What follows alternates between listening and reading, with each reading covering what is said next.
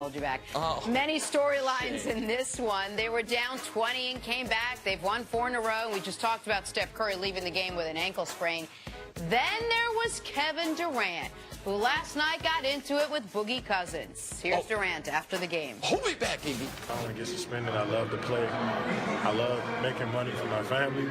So I'm not trying to get suspended. I'm not trying to get in no fights with nobody. Nobody on the floor is going to fight. Nobody in the NBA is going to throw no punches. We're just talking. We're just getting into it. It's a heated matchup. It's a heated conversation.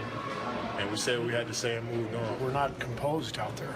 We're a championship team, you know. We got to be poised and we got to execute out there. We're getting way too emotional. All right, CC, you buying Kevin Durant as a tough guy? Oh, no, he told him, no, that other guy out there in court, no, that's not me. He said, no, we're NBA players. All we're doing is talking. It's not like there's a Steven Jackson out there in the NBA. Well, Boogie might throw with him. Well, yeah, Boogie actually would, but you need to actually have a fight. You need an opponent. Yes. Okay, Boogie told him, let's take it outside. I know the head nod, that's what that means, Jenna. Let's take it back outside then. KD was like, no, y'all hold me back. I'm going to go this way. Well, just watch this. KD got real tough the moment Draymond, he's like, okay, now Draymond's here. Okay, now I'm ready to go. Okay, Jenna, this is where I told you where guys try to act like studio gangsters. Yeah. Like they're really tough and like they're really street guys. Yeah, but yeah. And all in all, they really don't want to fight. Actually, Kevin Durant, I'd be surprised if he's never been in a fight. Hold But me he's back, worse Iggy. at faking that he wants to fight than he actually is at fighting. Well, that's like that Twitter account. But, you're right. At least fake it, dude. Get out there and he doesn't fake it. Hey, Everything about him has been just see, annoying this season. You do some unpaid mentoring. You mentor guys all the time. It's one of the things, basically, since you've become this version of Cris Carter, Minnesota Vikings Cris Carter, it's one of the things you take enormous pride in. Mentoring football players, young people. Can you mentor Kevin Durant?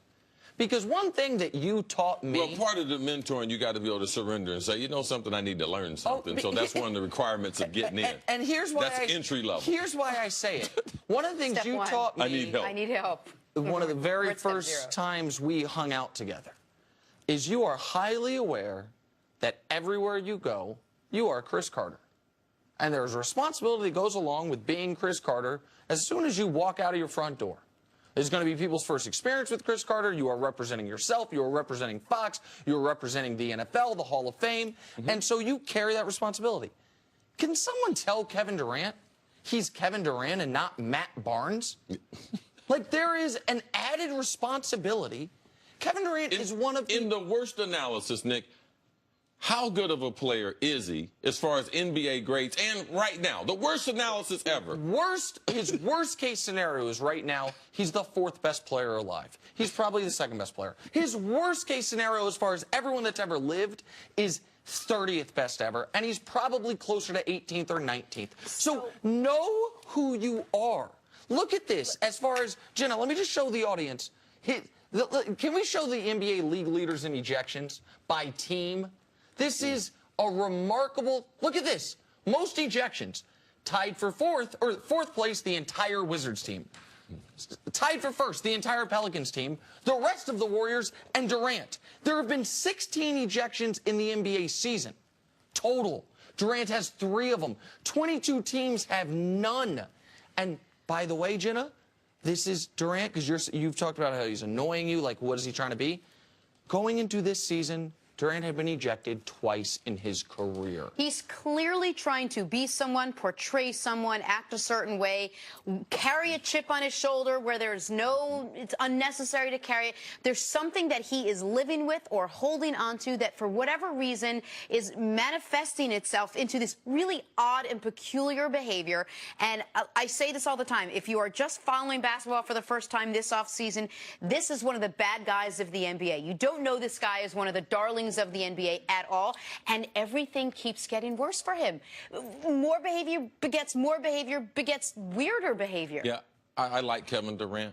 Don't like him as much because it seems like I know more about him now than I used to. I still like him as a player.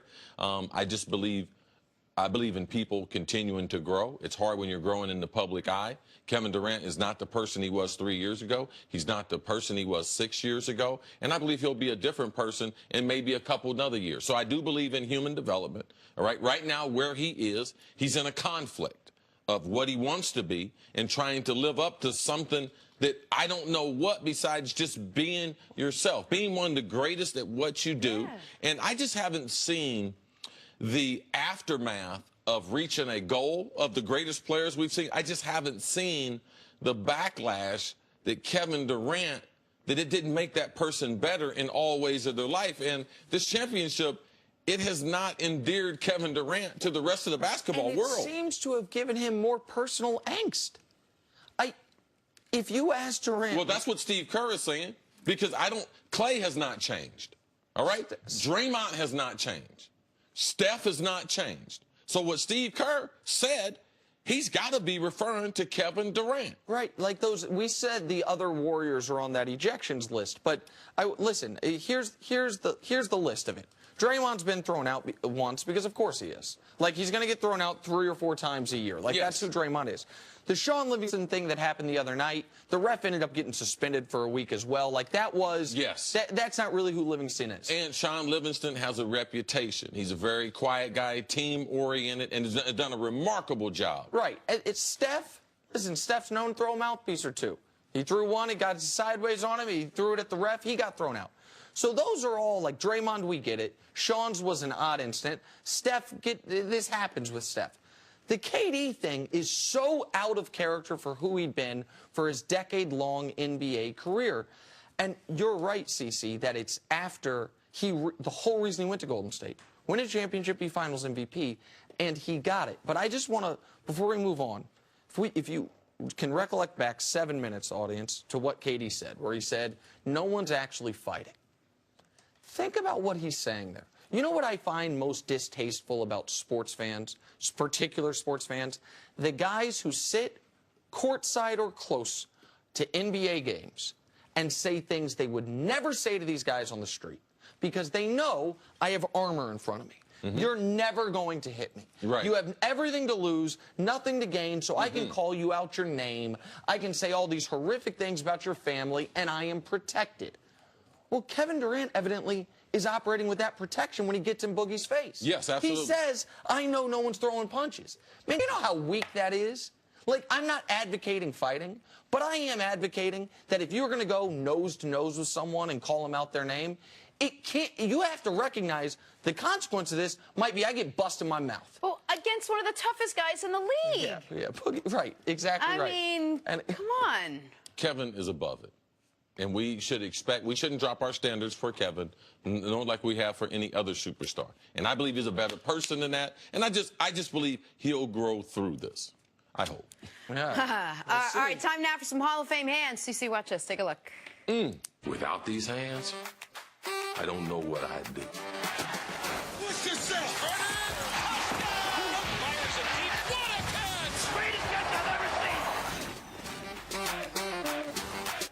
All right, CC, this is Alon J. Brooks of South Dakota showing off the hops with the grab. Oh, nice catch. And he got some good wheels. Oh, that U of H player right on his head. Is that U of H? I think that, no, that's... No, because it's South Dakota. Number 1's from South Dakota. Nice catch there. I think it's Sam Houston State they're playing, the Bearcats. I think that's right. I've been to South Dakota before.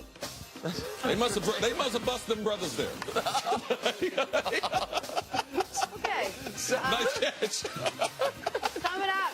Keep sending those tapes. Coming up, Ben McAdoo is A lot of studio gangsters in South Dakota. Any of this actually is fault is next.